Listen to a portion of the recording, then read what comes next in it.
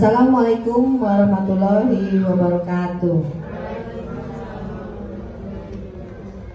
Selamat siang Bapak Guru hebat, selamat datang di kegiatan menyebarkan pemahaman dan pengalaman penerapan budaya positif pada siang hari ini tanggal 25 Oktober 2023 di gedung kita di SDN kita tercinta SD Negeri 243 Palembang. Salawat serta salam seiring saya tuturkan kepada Nabi besar Sallallahu Alaihi Wasallam, karena atas berkat rahmat hidayahnya kita dapat berkumpul di ruang yang ini dalam keadaan sehat walafiat.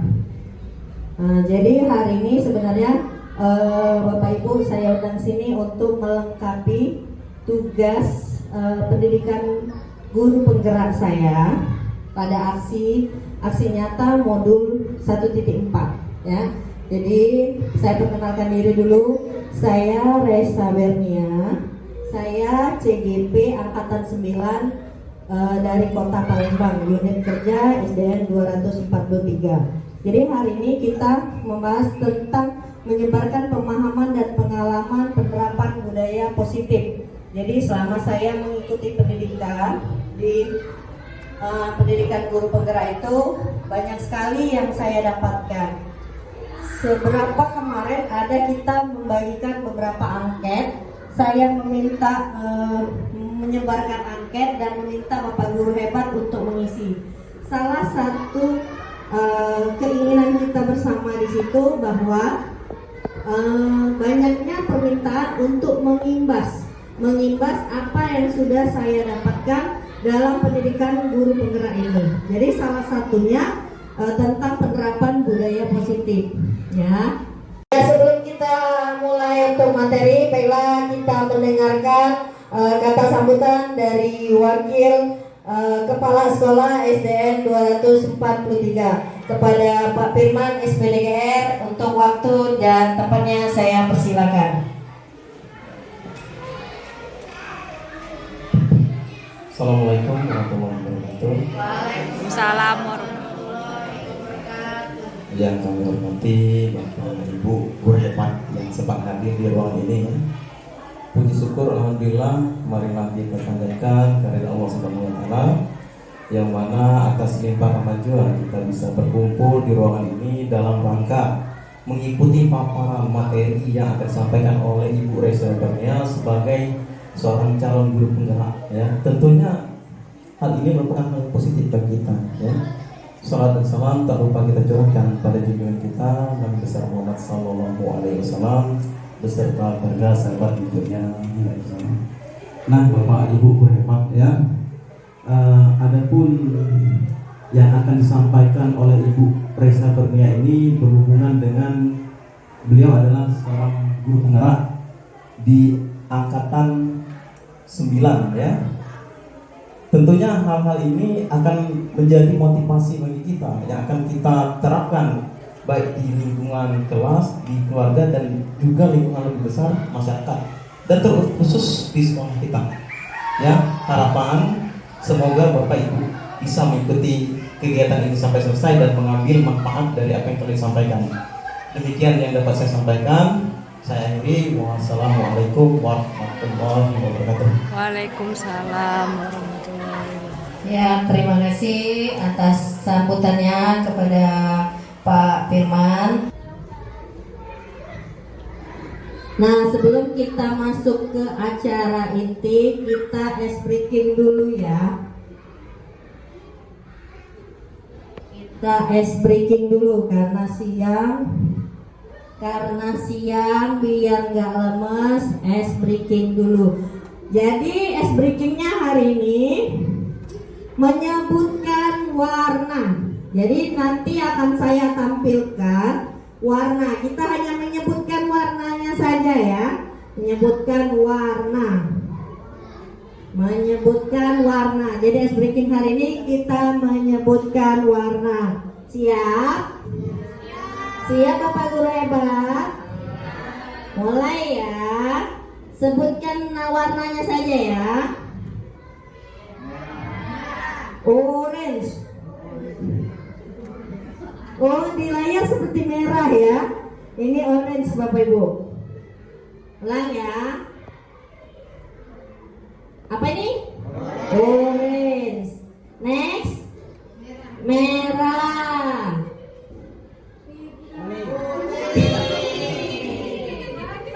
Iya, ini apa ini? Kuning.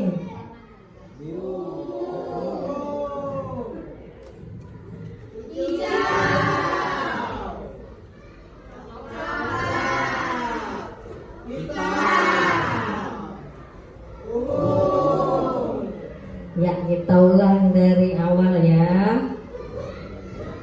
Ya. Ini warna apa? Orange. Next. Next.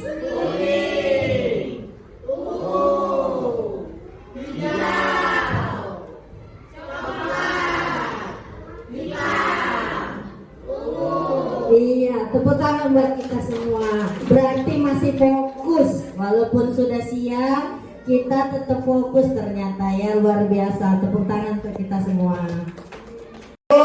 Supaya nggak ngantuk, kita nurunin makan siang, nurunin lemak-lemaknya. Kita senam penguin dulu ya, Bapak Ibu. Boleh berdiri semuanya?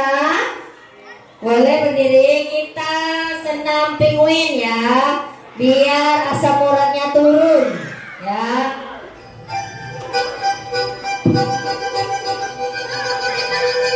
Five, four, three, two.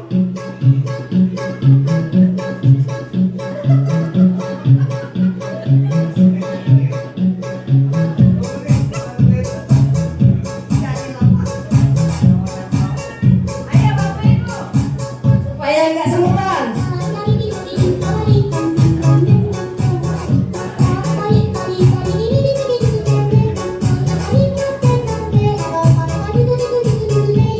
Ayo semangat Pak Wahyu.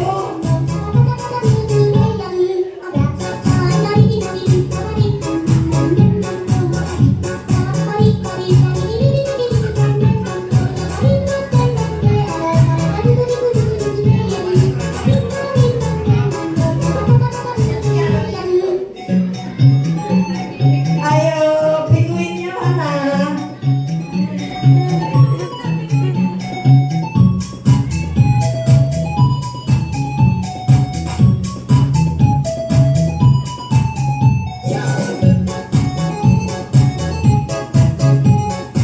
Ayo Murida, semangat Murida.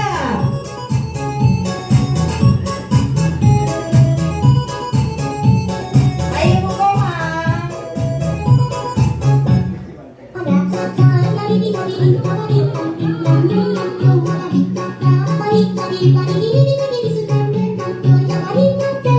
Biar nggak ngantuk nanti ya.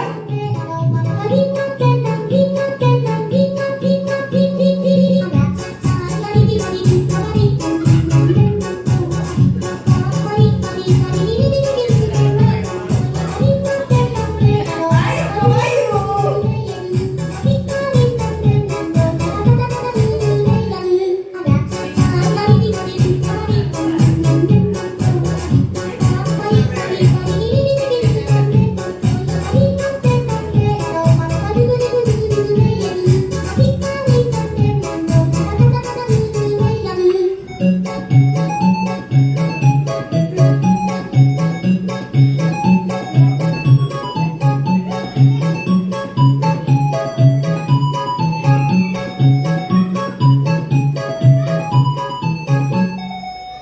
Ya, tepuk tangan untuk kita semua. Terima kasih Bapak Ibu. Mohon duduk kembali. Terima kasih. Itu biar makan siangnya turun Bapak Ibu ya. Biasanya kalau habis makan siang kita ngantuk ya. Iya, kita akan masuk ke materi ya Bapak Ibu ya.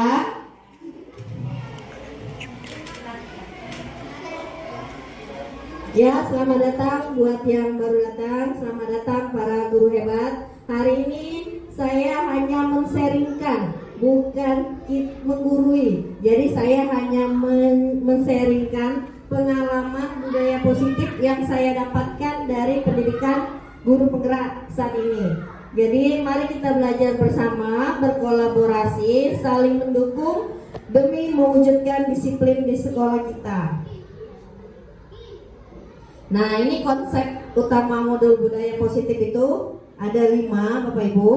Pertama, disiplin positif. Kemudian kebutuhan dasar manusia. Kemudian yang ketiga, motivasi perilaku.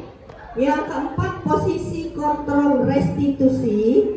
Yang kelima, keyakinan kelas. Dan yang keenam, segitiga restitusi. Ada yang pernah dengar tentang ini? Belum ya? Nah, berarti tepat ya saya sharingnya hari ini. Jadi kita akan membahas ke-6 budaya positif. Jadi ini termasuk budaya positif. Ya, kita akan membahasnya satu per satu. Nah, yang ini disiplin positif. Disiplin positif. Disiplin budaya kita dengan makna kata disiplin. Biasanya kita memaknai menjadi sesuatu yang dilakukan seseorang pada orang lain untuk mendapatkan kepatuhan. Biasanya disiplin itu dengan kata-kata kepatuhan ya. Nah, jadi biasanya kalau kita nggak patuh pasti kita vonis nggak disiplin. Seperti itu ya Bapak Ibu ya. Nah, jadi itu makna kata disiplin. Kita cenderung menghubungkan kata disiplin dengan ketidaknyamanan.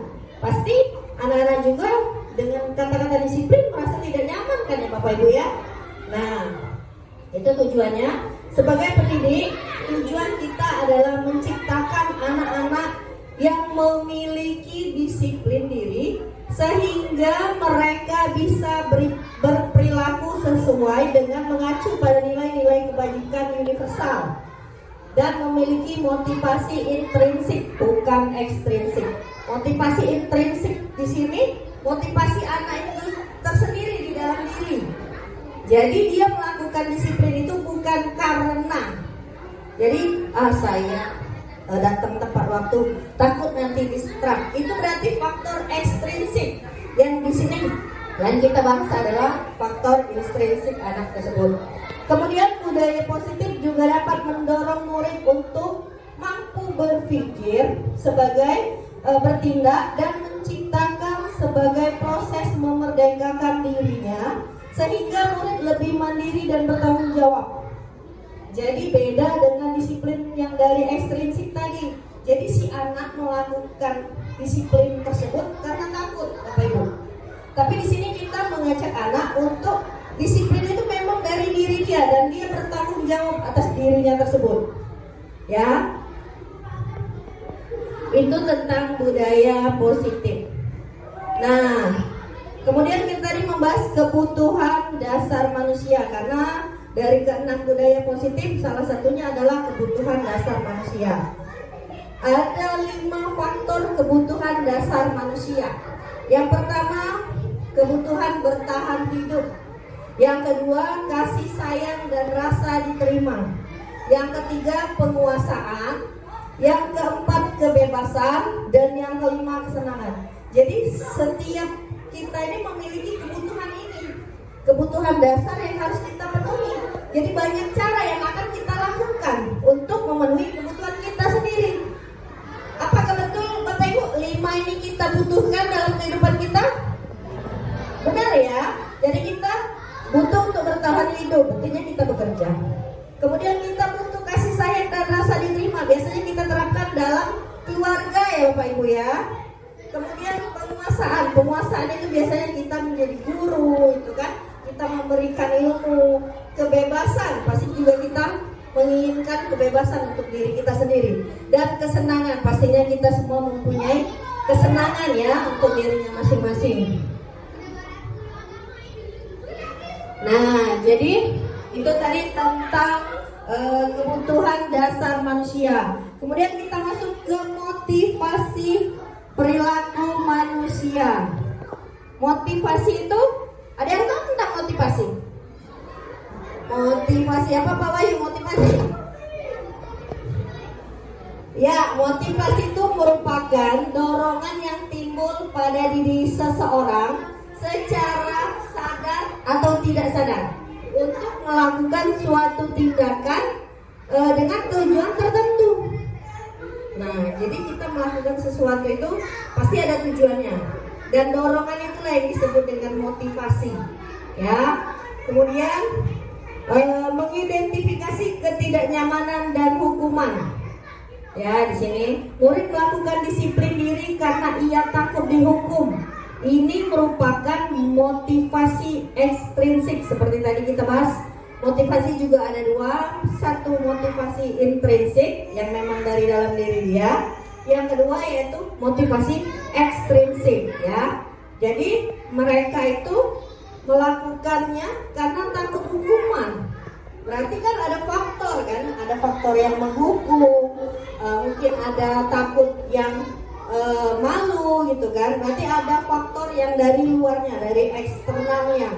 Kemudian mendapat imbalan atau penghargaan diri dari orang lain. Nah, biasanya murid itu melakukan disiplin diri karena ia ingin mendapatkan imbalan. Nah, ini merupakan motivasi intrinsik juga. Biasanya kita menunjuk anak-anak yang rajin, itu kan biasanya kita memberikan penghargaan kan.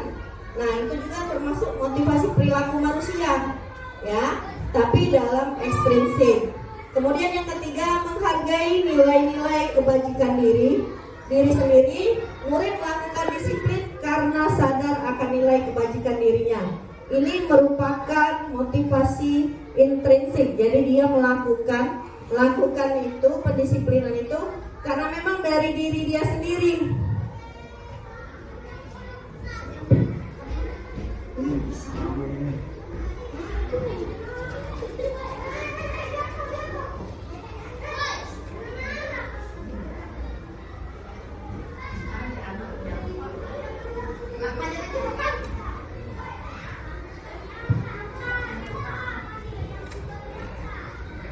Nah, jadi itu tentang motivasi intrinsik. Jadi di sini ada 3 contoh. Yang pertama motivasi ekstrinsik karena dia takut dengan hukuman tadi.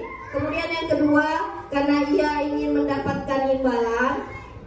Dan yang ketiga memang dia melakukan itu karena kesadaran pada dirinya sendiri ya. Jadi ada 3 motivasi perilaku, contoh yang saya angkat dari motivasi perilaku manusia.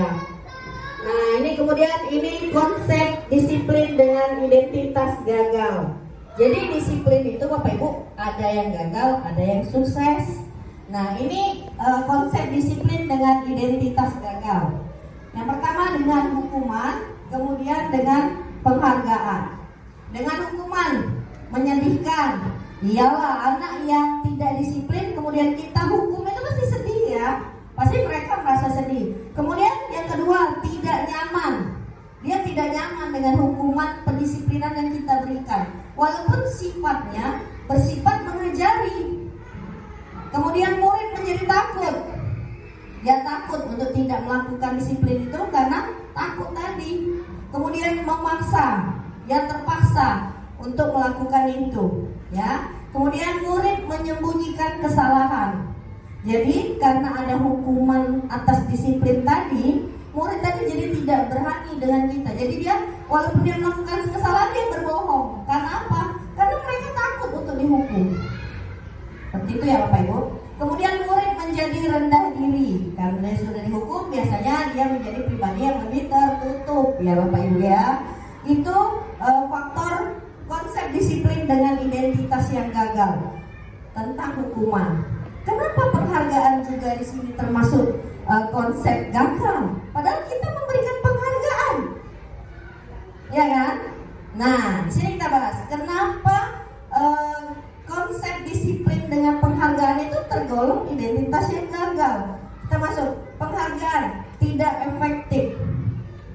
Ya, kemudian merusak hubungan. Kenapa di sini merusak hubungan?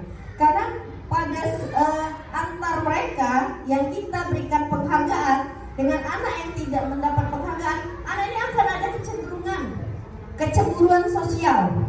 Makanya di situ dikatakan merusak hubungan. Kemudian mematikan kreativitas. Kok bisa ya dikasih penghargaan malah mematikan kreativitas? Karena anak tadi yang sudah mendapat penghargaan tadi, dia tidak mencoba sesuatu hal yang baru. Dengan segitu saja saya sudah mendapat penghargaan. Otomatis kita sudah membunuh kreativitas itu. kalau untuk kurikulum kita sudah tidak ada lagi ya tentang ranking, karena ranking itu juga memang penghargaan, tapi sifatnya itu identitasnya gagal juga karena membuat kecemburuan tadi, sama seperti yang nomor 2. Kemudian merampas hak menghargai dirinya.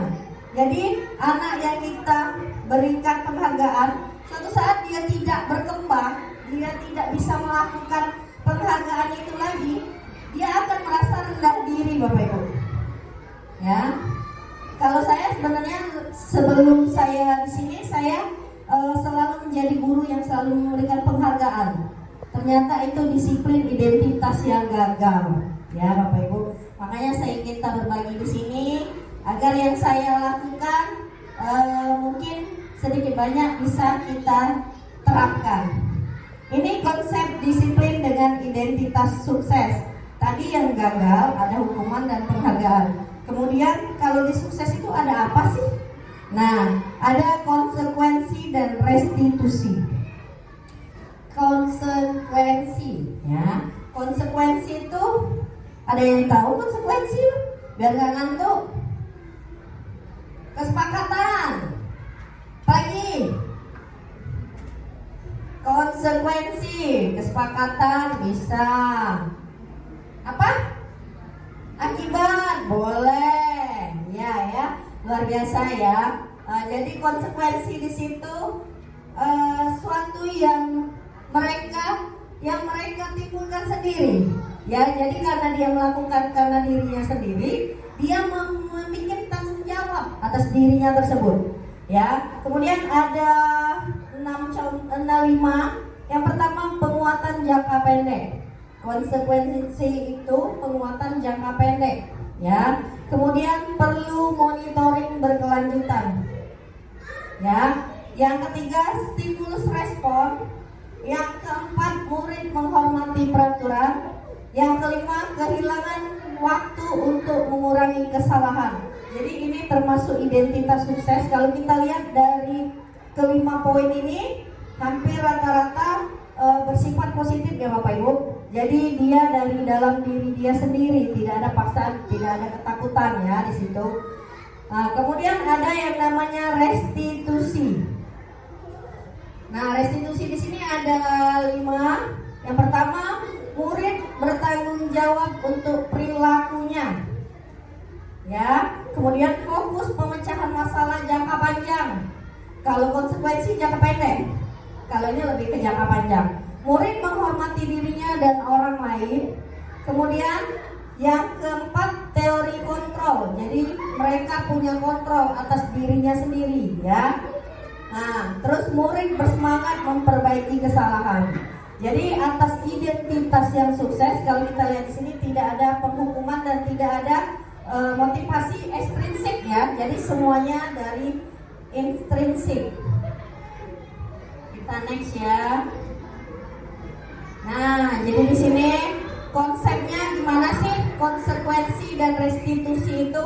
Jadi konsep disiplin pendekatan restitusi, sebuah cara menanamkan disiplin positif pada murid. Ini tadi yang identitas sukses ya Bapak Ibu ya. Yang satu, pengertian restitusi. Apa sih restitusi itu? Nah, restitusi adalah proses menciptakan kondisi bagi murid untuk memperbaiki kesalahan mereka, sehingga mereka bisa kembali pada kelompok mereka dengan karakter yang lebih kuat.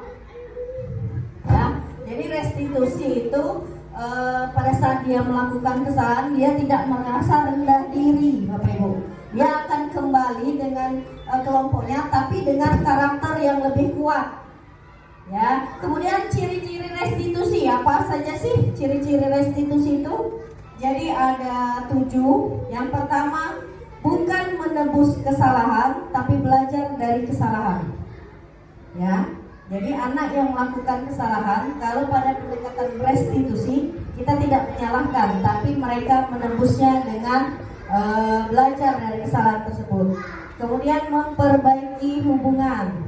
Jika anak melakukan kesalahan, dia akan memperbaiki dengan temannya tersebut dengan dirinya sendiri. Jadi tanpa kita yang memberitahu apa yang akan mereka lakukan. Kemudian tawaran bukan paksaan. Jadi tidak ada hukuman. Kalau paksaan itu kan dia terpaksa. Kalau ini kita yang menawarkan dan dia yang menyetujuinya, ya. Kemudian menuntut untuk melihat ke dalam diri, ya, bukan menuntun, ya. Kemudian mencari kebutuhan dasar yang mendasari tindakan. Tadi kan ada 5 kebutuhan dasar kita. Rasa ingin disayangi tadi, terus kebutuhan hidup, terus tadi ada apa lagi? Kebebasan, terus ada penguasaan, ya. Nah, jadi di sini kita akan mencari kebutuhan dasar apa yang mendasari mereka untuk melakukan itu. Terus fokus pada karakter, bukan tindakan apanya. Ya, jadi kalau dia salah, kalau dia berbuat salah, penyelesaiannya kita bukan fokus pada tindakannya. Kalau tadi salah gini, bukan itu, tapi pada karakter si anak tersebut. Justru kita sudah paham ya semua karakter anak murid kita di dalam kelas ya Bapak Ibu ya. Kemudian menguatkan dan fokus pada solusi. Jadi tidak ada penghukuman di restitusi ini ya. Nah, ini perbedaannya. Kasus siswa sering tidak mengerjakan PR. Ya, ada satu kasus siswa namanya Dodi mungkin ya. Dia sering tidak mengerjakan PR. Pada kasus pertama hukuman. Guru menghukum siswa tersebut dengan hormat bendera selama 10 menit. Atau sering kita lakuin dulu ya, berdiri 1 kaki dan jewer kuping kanan. Memang kita tidak menyentuh badan anak tersebut, tapi dia sendiri yang melakukan. Kemudian guru marah dan membuat murid menjadi takut. Pasti kita marah kan? Kenapa kamu gak bikin PR? Gitu-gitu kan ya Bapak Ibu ya. Benar apa benar? Karena saya juga begitu dulu ya. Nah, jadi itu versi yang hukuman. Kemudian kita lihat nih kalau konsekuensi itu gimana sih? Nah, kalau di konsekuensi, guru memberikan konsekuensi untuk mengerjakan PR-nya sebanyak 3 kali lipat. Ya kan? Kalau misalnya dia nggak bikin PR, kita suruh besok nak ya sudah kalau nggak bikin PR, besok kamu kerjain ya PR-nya 3 kali lipat banyaknya dari yang hari ini. Pernah kan Bapak Ibu ya? Karena saya juga seperti itu dulu. Nah, guru tegas dan siswa menghormati peraturan. Balik lagi, ini masih dalam sifat hukuman ya sebenarnya. Nah, coba kita lihat dalam restitusi. Dalam restitusi, guru menanyakan keyakinan kelas. Nah, keyakinan kelas atau dirinya. Jadi kita mempunyai keyakinan kelas. Kita hanya menanyakan keyakinan kelas apa yang tidak kamu patuhi hari ini. Ya. Kemudian guru terbuka dan siswa menghormati dirinya dan orang lain. Kita menanyakan ada apa tidak membuat PR tanpa adanya hukuman, dan dia akan menyadari itu menjadi tanggung jawab diri dia di dalam diri dia sendiri. Jadi dia meyakini ada keyakinan yang tidak dilaksanakannya, kemudian dia akan mencari solusi atas tanggung jawab atas kegiatannya, kesalahannya tersebut. Nah, ini contoh penerapan 5 posisi kontrol. Sebenarnya ini menarik ya Bapak Ibu. Ini juga kasus siswa tidak memiliki atribut lengkap saat upacara bendera. Jadi ada 5 posisi kontrol. Yang pertama penghukum, yang kedua ada yang namanya keyakinan kelas. Jadi dalam kegiatan membuat keyakinan kelas ini, kita yang pertama tahapan awalnya kita berdiskusi. Jadi guru dan siswa itu berdiskusi menentukan peraturan, katanya di sini ya. Tadi Bu Eca bilang, tadi saya bilang katanya tidak boleh dengan peraturan. Kenapa di sini muncul peraturan? Nah, peraturan di sini jadi seperti jangan memukul teman. Itu peraturan ya. Peraturan saya di kelas karena saya ngajar kelas rendah. Nah, itu akan kita rumuskan menjadi kalimat yang positif. Kalau jangan memukul teman, berarti kalimat positifnya apa? Saling menyayangi bisa ya. Jadi kita akan merumuskan satu peraturan itu menjadi kalimat yang positif, ya. Kemudian kita menempelkan keyakinan kelas pada dinding kelas, biasanya supaya agar mudah diingat lagi oleh murid-murid kita. Ya, keyakinan kelas ini jadi kita tidak memberikan ya Bapak Ibu. Jadi memang mereka yang membuat. Jadi para siswa kita apa sih yang mereka merasa nyaman untuk kegiatan proses belajar mengajar ini? Apa sih yang akan kita lakukan? Nah, jadi siswa-siswa tersebut. Nah, ini kegiatan kami, kegiatan saya di kelas, walaupun kelas 2, mereka sudah bisa menulis rata-rata. Jadi saya bagikan sticky note. Mereka menulis pada sticky note-nya apa sih yang mereka mau di dalam kelas ini, ya. Jadi kita hanya fasilitator Bapak Ibu yang merumuskan memang betul-betul siswa-siswa tersebut. Nah, ini bagaimana pembentukan keyakinan kelas. Ada 6 proses tahapan. Yang pertama lebih abstrak daripada peraturan. Jadi lebih nggak baku ya kalau abstrak, abu-abu ya. Lebih abstrak dari peraturan. Kemudian sedikit saja agar mudah diingat. Kalau keyakinan kelasnya ada 50, mungkin anak murid kita susah mengingatnya ya Bapak Ibu. Nah, kemudian berupa pernyataan universal. Jadi pernyataan universal tadi yang seperti saya contohkan kalimat positif tadi ya. Nah, terus sesuai dengan kondisi kelas atau sekolah agar mudah diterapkan. Kayak kelas saya itu kelas 2, biasanya saya tidak boleh berlari-lari di dalam kelas. Nah, itu peraturan di kelas kami ya, keyakinannya ya. Kemudian dibuat dalam bentuk yang positif, jadi tidak ada kata jangan dan tidak boleh. Yang keenam, semua warga kelas dilibatkan saat membuat. Jadi semua warga kelas itu siswa dan difasilitasi oleh gurunya. Mungkin kalau saya lihat dari beberapa kelas yang sudah saya kelilingi, ada 17 kelas yang kita paralel ya Bapak Ibu ya. Ada yang dipakai sampai 3 lokal dan 2 lokal. Kalau saya lihat setengah dari kelas yang saya masukin itu kita sudah mempunyai kesepakatan atau keyakinan kelas. Karena saya sudah jalan-jalan dari kelas ke kelas melihat seperti di kelas Pak Firman itu ada, ya, di kelas Bu Novi ada, di kelas Pak Wahyu hampir saya lihat rata-rata sudah memiliki keyakinan kesepakatan kelas. Ya, tinggal kita rubah bagaimana itu menjadi keyakinan kelas, ya Bapak Ibu ya. Kemudian yang terakhir segitiga restitusi. Nah, segitiga restitusi, ada yang pernah dengar tentang segitiga restitusi? Nah, jadi segitiga restitusi ini cara kita untuk mengatasi suatu masalah. Ya, ada 3 tahapannya. Yang pertama, menstabilkan identitas. Yang kedua, validasi tindakan yang salah. Dan yang ketiga, menanyakan keyakinan kelas. Ya, dalam proses menstabilkan identitas, kita semua akan melakukan hal yang terbaik yang bisa kita lakukan. Jadi pada saat dia melakukan kesalahan, itu ada kata-kata kita yang mengatakan seperti itu. Itu bentuk menstabilkan identitas. Jadi saya ada contoh, kita buka sini.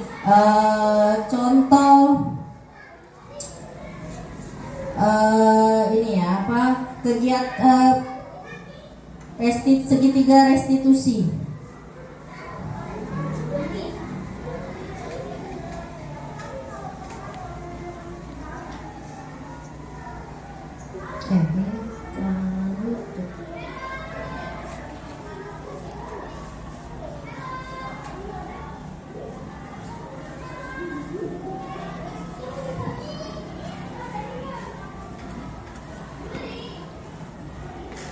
Di sini ada contoh segitiga restitusi ya Bapak Ibu, dari YouTube channel saya, itu pernah saya upload.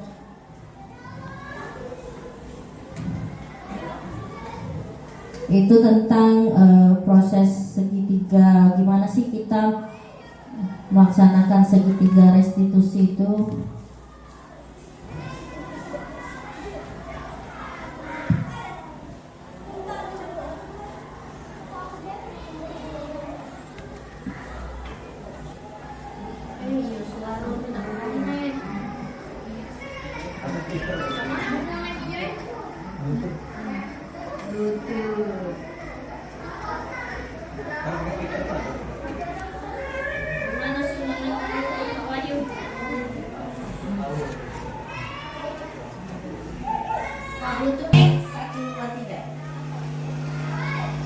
nah ini ada contoh segitiga restitusi ya. Kita bisa bersama mengubah dunia. Percaya pada diri demi cita-cita. Belajar, bergerak, bermakna.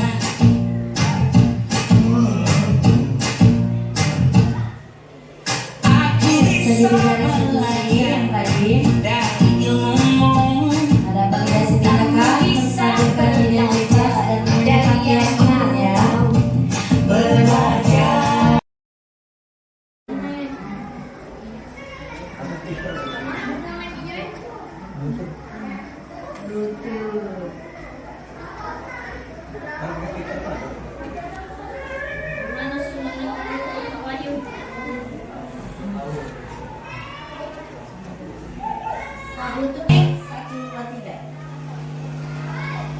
Nah ini ada contoh segitiga restitusi ya. Kita bisa bersama mengubah dunia.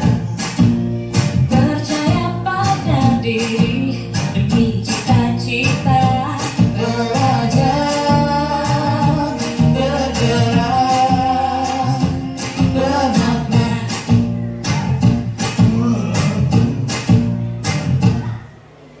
Aku bisa Segitiga restitusi yang tadi dari ilmu. ada validasi tindakan, menstabilkan identitas dan menjaga keyakinan ya. Belajar. Kita langsung lihat kasusnya saja ya.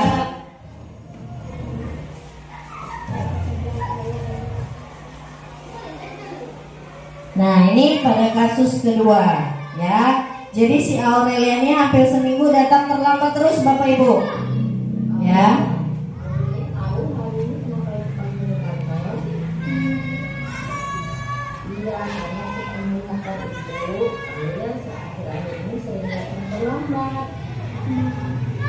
Seingat Aurelia sudah berapa kali Aurelia datang terlambat?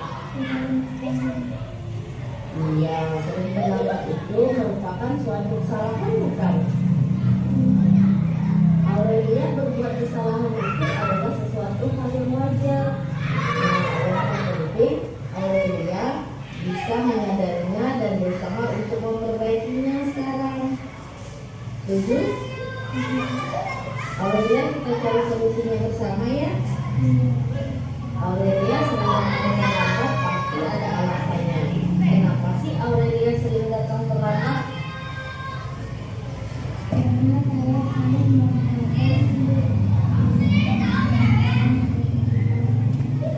Oh begitu, kamu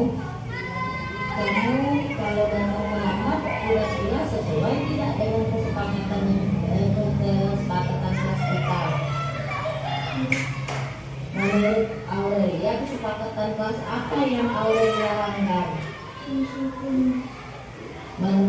Menurut kamu disiplin itu penting tidak untuk kamu?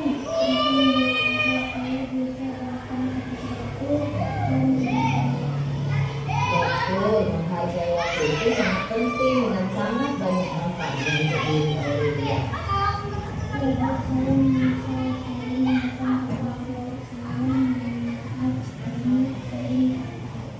Iya Aurelia, sikap yang sudah baik yang kamu lakukan sekarang adalah menyadari kesalahan kamu agar kamu di kedepannya tidak terlambat lagi. Kamu terlambat lagi.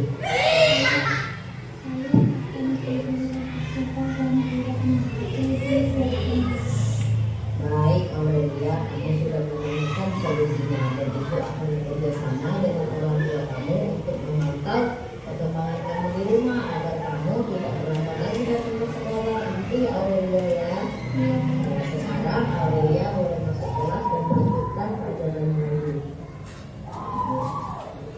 jadi dalam video tadi si Aurelia itu sering datang terlambat Bapak Ibu, ya. Jadi saya sebagai guru mengajak, berbicara, menanyakan, kenapa sih kamu datang terlambat? Nah, jadi tidak memvonis ya, bukan langsung ngomong, pasti kamu banyak main game ya Aurelia. Enggak, jadi saya mengajak berbicara, menstabilkan identitas dulu.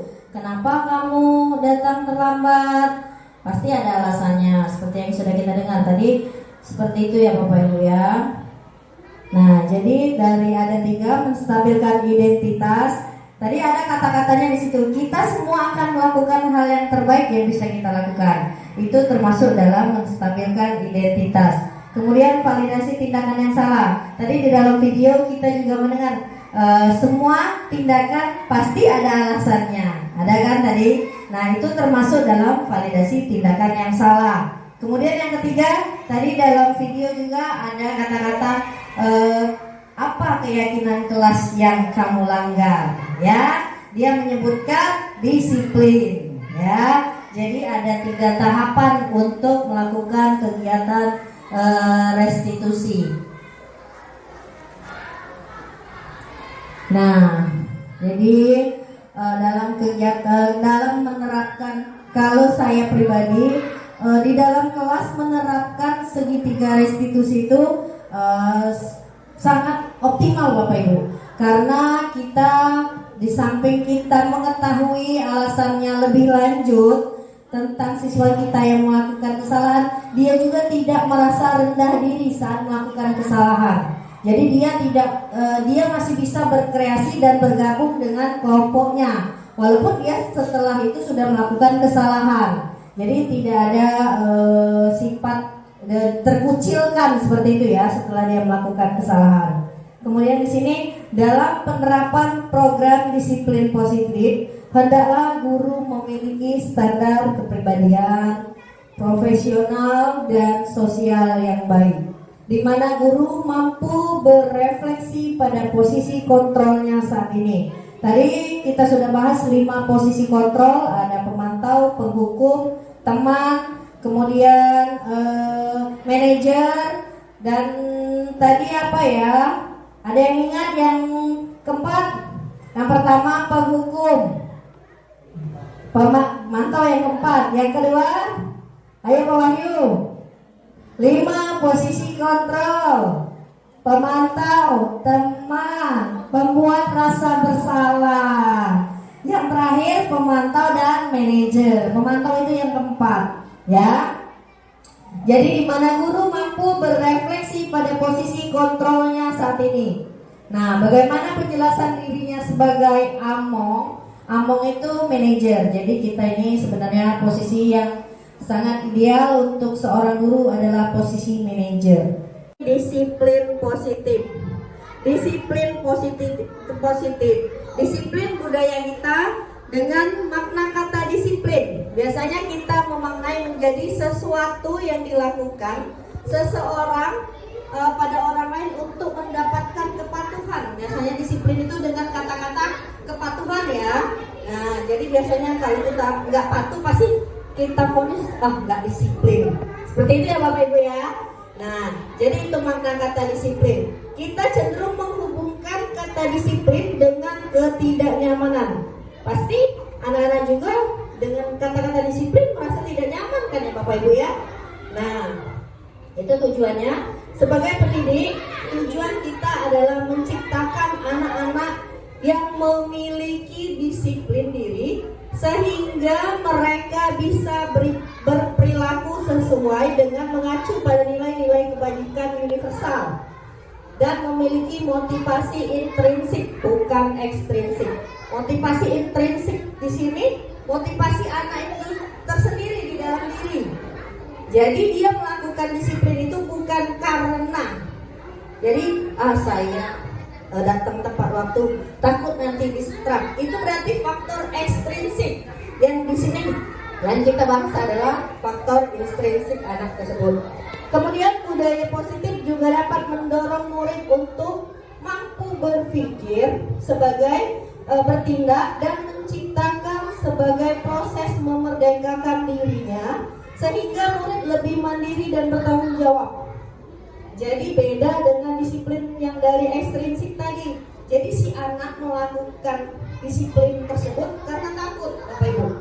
Tapi di sini kita mengajak anak untuk disiplin itu memang dari diri dia dan dia bertanggung jawab atas dirinya tersebut. Ya. Itu tentang budaya positif. Nah, kemudian kita tadi membahas kebutuhan dasar manusia karena dari keenam budaya positif salah satunya adalah kebutuhan dasar manusia. Ada 5 faktor kebutuhan dasar manusia. Yang pertama, kebutuhan bertahan hidup. Yang kedua, kasih sayang dan rasa diterima. Yang ketiga, penguasaan. Yang keempat, kebebasan. Dan yang kelima, kesenangan. Jadi setiap kita ini memiliki kebutuhan ini, kebutuhan dasar yang harus kita penuhi. Jadi banyak cara yang akan kita lakukan untuk memenuhi kebutuhan kita sendiri. Apakah betul Bapak Ibu 5 ini kita butuhkan dalam kehidupan kita? Benar ya. Jadi kita butuh untuk bertahan hidup, artinya kita bekerja. Kemudian kita butuh kasih sayang dan rasa diterima. Biasanya kita terapkan dalam keluarga ya Bapak Ibu ya. Kemudian penguasaan itu biasanya kita menjadi guru, itu kan kita memberikan ilmu. Kebebasan pasti juga kita menginginkan kebebasan untuk diri kita sendiri. Dan kesenangan pastinya kita semua mempunyai kesenangan ya untuk dirinya masing-masing.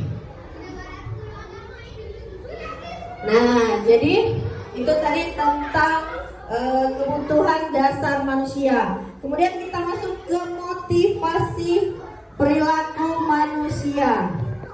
Motivasi itu, ada yang tahu tentang motivasi? Motivasi apa Pak Wahyu? Motivasi?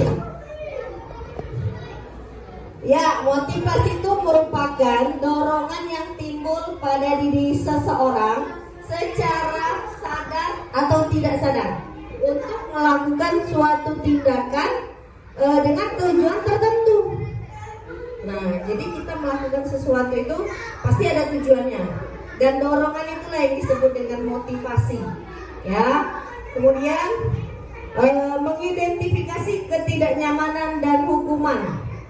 Ya, di sini murid melakukan disiplin diri karena ia takut dihukum. Ini merupakan motivasi ekstrinsik seperti tadi kita bahas. Motivasi juga ada 2. Satu motivasi intrinsik yang memang dari dalam diri dia. Yang kedua yaitu motivasi ekstrinsik ya. Jadi mereka itu melakukannya karena takut hukuman. Berarti kan ada faktor kan, ada faktor yang menghukum, mungkin ada takut yang malu gitu kan. Berarti ada faktor yang dari luarnya, dari eksternalnya. Kemudian mendapat imbalan atau penghargaan diri dari orang lain. Nah, biasanya murid itu melakukan disiplin diri karena ia ingin mendapatkan imbalan. Nah, ini merupakan motivasi intrinsik juga. Biasanya kita menunjuk anak-anak yang rajin, itu kan biasanya kita memberikan penghargaan kan. Nah, itu juga termasuk motivasi perilaku manusia ya, tapi dalam ekstrinsik. Kemudian yang ketiga, menghargai nilai-nilai kebajikan diri sendiri. Murid melakukan disiplin karena sadar akan nilai kebajikan dirinya. Ini merupakan motivasi intrinsik. Jadi dia melakukan itu, pendisiplinan itu karena memang dari diri dia sendiri.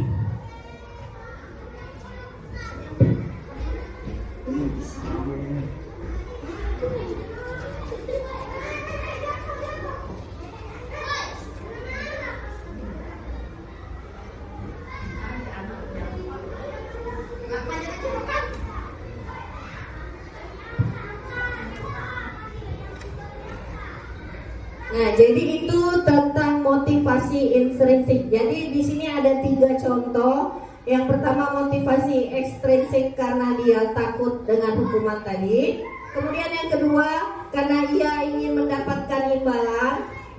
Dan yang ketiga memang dia melakukan itu karena kesadaran pada dirinya sendiri ya. Jadi ada 3 motivasi perilaku, contoh yang saya angkat dari motivasi perilaku manusia. Nah, ini kemudian ini konsep disiplin dengan identitas gagal. Jadi disiplin itu Bapak Ibu ada yang gagal, ada yang sukses. Nah, ini konsep disiplin dengan identitas gagal. Yang pertama dengan hukuman, kemudian dengan penghargaan. Dengan hukuman menyedihkan. Iyalah anak yang tidak disiplin kemudian kita hukum itu pasti sedih ya. Pasti mereka merasa sedih. Kemudian yang kedua tidak nyaman. Dia tidak nyaman dengan hukuman pendisiplinan yang kita berikan. Walaupun sifatnya bersifat mengajari. Kemudian murid menjadi takut. Dia takut untuk tidak melakukan disiplin itu karena takut tadi. Kemudian memaksa. Dia terpaksa untuk melakukan itu. Ya. Kemudian murid menyembunyikan kesalahan. Jadi karena ada hukuman atas disiplin tadi, murid tadi jadi tidak berani dengan kita. Jadi dia walaupun dia melakukan kesalahan dia berbohong. Karena apa? Karena mereka takut untuk dihukum. Seperti itu ya Bapak Ibu. Kemudian murid menjadi rendah diri. Karena dia sudah dihukum, biasanya dia menjadi pribadi yang lebih tertutup ya Bapak Ibu ya. Itu faktor konsep disiplin dengan identitas yang gagal tentang hukuman. Kenapa penghargaan juga di sini termasuk konsep gagal? Padahal kita memberikan penghargaan, ya kan? Nah, di sini kita bahas kenapa konsep disiplin dengan penghargaan itu tergolong identitas yang gagal. Kita masuk penghargaan tidak efektif, ya. Kemudian merusak hubungan. Kenapa di sini merusak hubungan?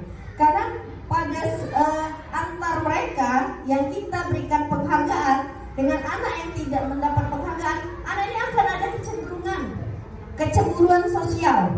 Makanya di situ dikatakan merusak hubungan. Kemudian mematikan kreativitas. Kok bisa ya dikasih penghargaan malah mematikan kreativitas? Karena anak tadi yang sudah mendapat penghargaan tadi, dia tidak mencoba sesuatu hal yang baru. Dengan segitu saja saya sudah mendapat penghargaan. Otomatis kita sudah membunuh kreativitas itu. Kemudian menghukum dengan sistem ranking. Kalau untuk kurikulum kita sudah tidak ada lagi ya tentang ranking. Karena ranking itu juga memang penghargaan, tapi sifatnya itu identitasnya gagal juga karena membuat kecemburuan tadi sama seperti yang nomor 2. Kemudian merampas hak menghargai dirinya. Jadi anak yang kita berikan penghargaan, suatu saat dia tidak berkembang, dia tidak bisa melakukan penghargaan itu lagi, dia akan merasa rendah diri Bapak Ibu. Ya, kalau saya sebenarnya sebelum saya di sini saya selalu menjadi guru yang selalu memberikan penghargaan. Ternyata itu disiplin identitas yang gagal, ya Bapak Ibu. Makanya saya ingin kita berbagi di sini agar yang saya lakukan mungkin sedikit banyak bisa kita terapkan.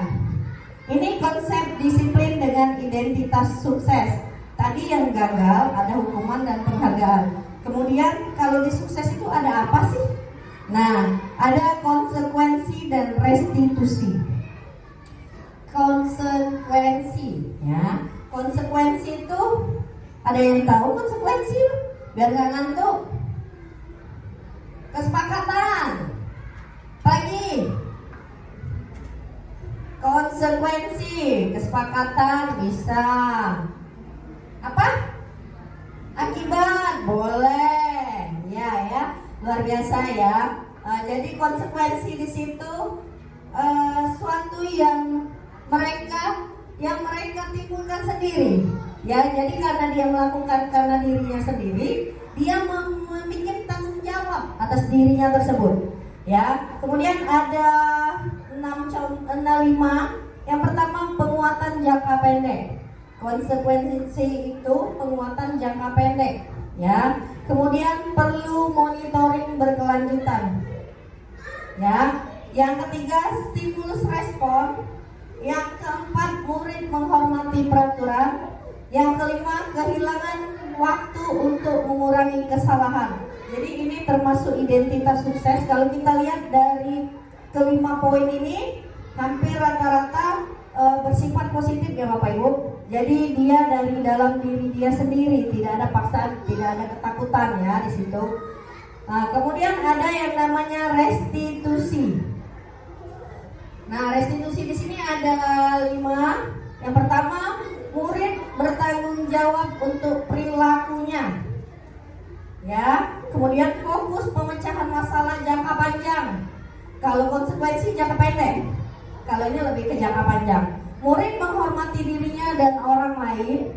Kemudian yang keempat, teori kontrol. Jadi mereka punya kontrol atas dirinya sendiri ya.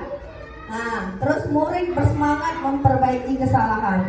Jadi atas identitas yang sukses, kalau kita lihat di sini tidak ada penghukuman dan tidak ada motivasi ekstrinsik ya. Jadi semuanya dari intrinsik. Kita next ya. Nah, jadi di sini konsepnya gimana sih konsekuensi dan restitusi itu? Jadi konsep disiplin pendekatan restitusi, sebuah cara menanamkan disiplin positif pada murid. Ini tadi yang identitas sukses ya Bapak Ibu ya. Yang satu, pengertian restitusi. Apa sih restitusi itu? Nah, restitusi adalah proses menciptakan kondisi bagi murid untuk memperbaiki kesalahan mereka, sehingga mereka bisa kembali pada kelompok mereka dengan karakter yang lebih kuat. Ya, jadi restitusi itu pada saat dia melakukan kesalahan, dia tidak merasa rendah diri, Bapak Ibu. Dia akan kembali dengan kelompoknya, tapi dengan karakter yang lebih kuat. Ya, kemudian ciri-ciri restitusi apa saja sih ciri-ciri restitusi itu? Jadi ada 7. Yang pertama, bukan menebus kesalahan, tapi belajar dari kesalahan. Ya, jadi anak yang melakukan kesalahan, kalau pada pendekatan restitusi, kita tidak menyalahkan, tapi mereka menebusnya dengan belajar dari kesalahan tersebut. Kemudian memperbaiki hubungan. Jika anak melakukan kesalahan, dia akan memperbaiki dengan temannya tersebut dengan cara dengan dirinya sendiri. Jadi tanpa kita yang memberitahu apa yang akan mereka lakukan. Kemudian tawaran bukan paksaan. Jadi tidak ada hukuman. Kalau paksaan itu kan dia terpaksa. Kalau ini kita yang menawarkan dan dia yang menyetujuinya ya. Kemudian menuntut untuk melihat ke dalam diri ya, bukan menuntun. Ya, kemudian mencari kebutuhan dasar yang mendasari tindakan. Tadi kan ada 5 kebutuhan dasar kita. Rasa ingin disayangi tadi, terus kebutuhan hidup, terus tadi ada apa lagi? Kebebasan, terus ada penguasaan ya. Nah, jadi di sini kita akan mencari kebutuhan dasar apa yang mendasari mereka untuk melakukan itu. Terus fokus pada karakter, bukan tindakan apanya. Ya, jadi kalau dia salah, kalau dia berbuat salah, penyelesaiannya kita bukan fokus pada tindakannya. Kau tadi salah ini, bukan itu, tapi pada karakter si anak tersebut. Justru kita sudah paham ya semua karakter anak murid kita di dalam kelas ya Bapak Ibu ya. Kemudian menguatkan dan fokus pada solusi. Jadi tidak ada penghukuman di restitusi ini ya. Nah, ini perbedaannya. Kasus siswa sering tidak mengerjakan PR. Ya, ada satu kasus siswa namanya Dodi mungkin ya. Dia sering tidak mengerjakan PR. Pada kasus pertama hukuman.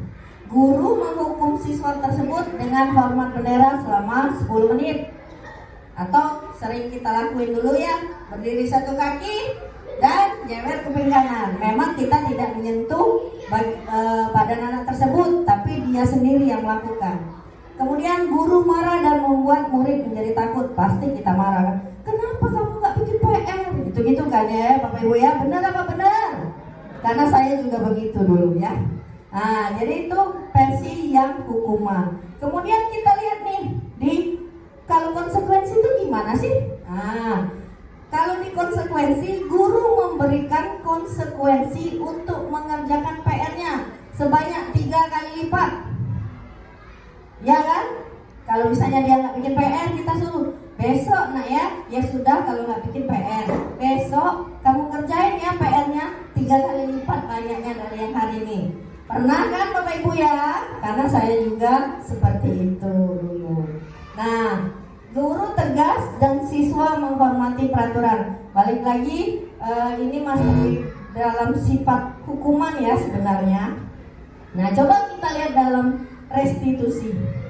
Dalam restitusi, guru menanyakan keyakinan kelas. Nah, keyakinan kelas atau dirinya. Jadi kita mempunyai keyakinan kelas. Kita hanya menanyakan keyakinan kelas apa yang tidak kamu patuhi hari ini. Ya. Kemudian guru terbuka dan siswa menghormati dirinya dan orang lain. Kita menanyakan ada apa tidak membuat PR tanpa adanya hukuman, dan dia akan menyadari itu menjadi tanggung jawab diri dia di dalam diri dia sendiri. Jadi dia meyakini ada keyakinan yang tidak dilaksanakannya, kemudian dia akan mencari solusi atas tanggung jawab atas kegiatannya, kesalahannya tersebut. Nah, ini contoh penerapan 5 posisi kontrol. Sebenarnya ini menarik ya Bapak Ibu. Ini juga kasus siswa tidak memiliki atribut lengkap saat upacara bendera. Jadi ada 5 posisi kontrol. Yang pertama penghukum, yang kedua pembuat rasa bersalah, kamu langgar, ya. Dia menyebutkan disiplin, ya. Jadi ada 3 tahapan untuk melakukan kegiatan restitusi.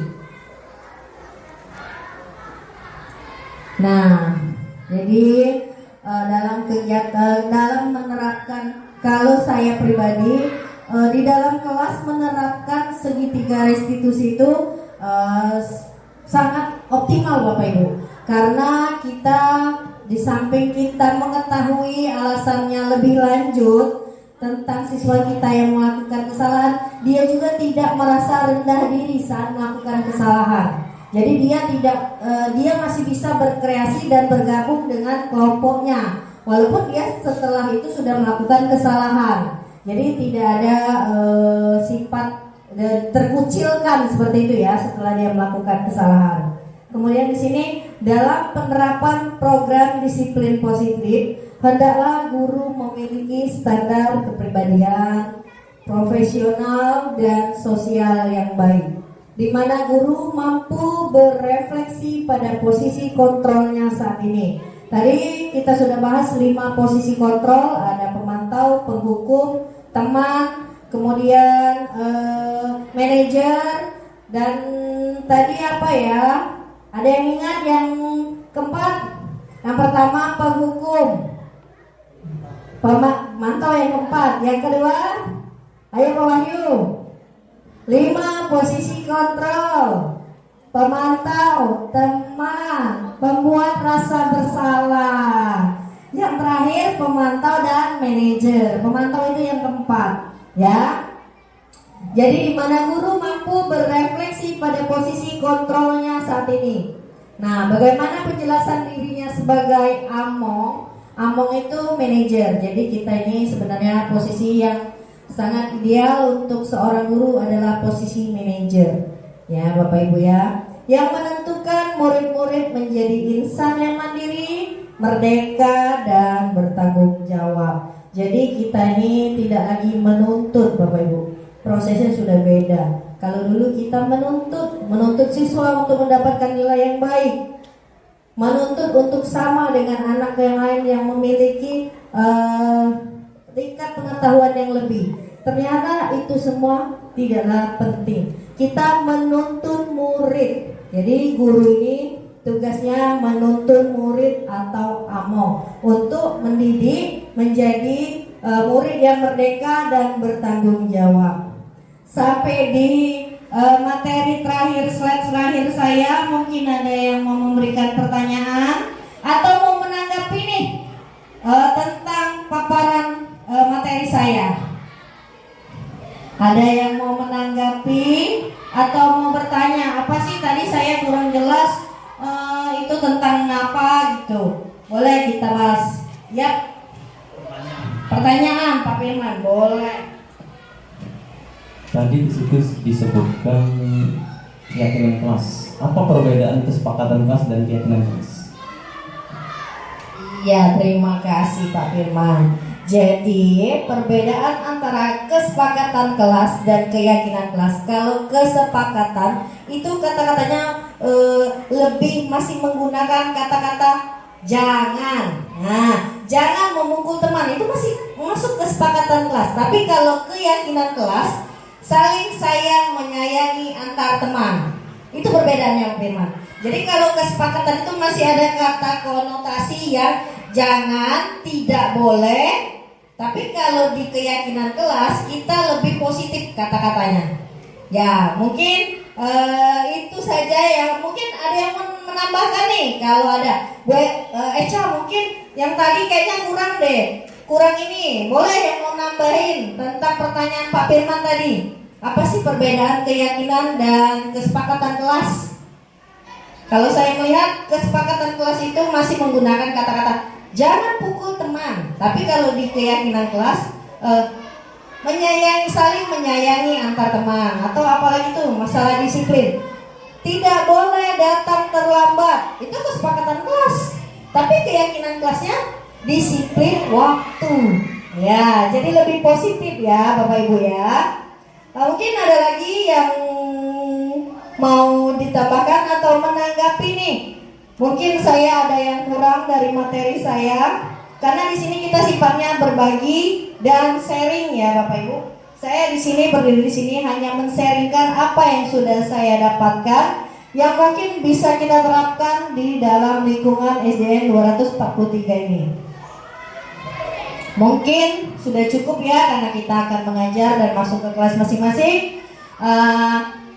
Di penghujung acara mungkin saya minta maaf jika ada kata-kata saya yang kurang berkenan di hati Bapak Guru hebat hari ini. Saya mohon maaf kepada Allah, saya mohon ampun. Ya, untuk acara ini saya ucapkan terima kasih yang sudah meluangkan waktunya untuk kita menerapkan budaya positif. Mudah-mudahan di kedepannya apa yang sudah baik yang dapat kita lakukan di lingkungan SDN 243 ini akan terus kita tingkatkan. Wassalamualaikum warahmatullahi wabarakatuh. Assalamualaikum warahmatullahi wabarakatuh. Izinkan saya memandu doa menurut agama Islam. Bagi yang beragama lain kami persilakan berdoa menurut agama dan kepercayaannya masing-masing. Bismillahirrahmanirrahim. Alhamdulillah hamda syakirin hamda naimin hamdan yu'afi ni'amahu wa yukaifu mazida. Ya Rabbana lakal hamdu kama yahbahi lil jalalihi wal ikram. Ya Allah, limpahkanlah rahmat dan kemuliaan kepada junjungan kami Nabi Muhammad sallallahu alaihi wasallam beserta keluarganya. Ya Allah, ya Tuhan kami yang Maha Pemurah lagi Maha Penyayang.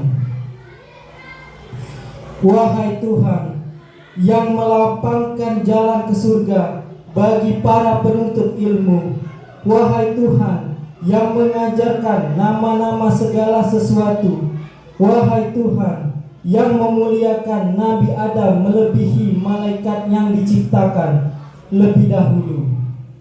Wahai Tuhan yang meninggikan derajat kaum beriman dan pewaris ilmu, anugerahi kami sedikit banyak ilmu pengetahuan-Mu, yakin ilmu yang bermanfaat agar tak sesat langkah kami menuju ridho-Mu ya Allah.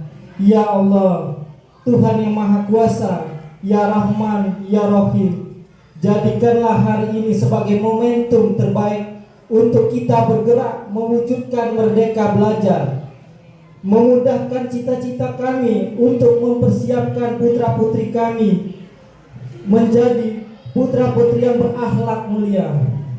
Ya Allah, Tuhan yang Maha Pengampun, lapangkanlah hati kami agar selalu dalam naungan rahmat-Mu, dan bantulah kami agar selalu berada dalam petunjuk-Mu. Janganlah Engkau bebankan kepada kami beban yang berat, sebagaimana Engkau bebankan kepada orang-orang sebelum kami. Ya Allah, Tuhan yang maha mendengar, kabulkanlah doa dan permohonan kami. Subhana rabbika rabbil izzati amma yasifun, wassalamun ala mursalin, walhamdulillahi rabbil alamin.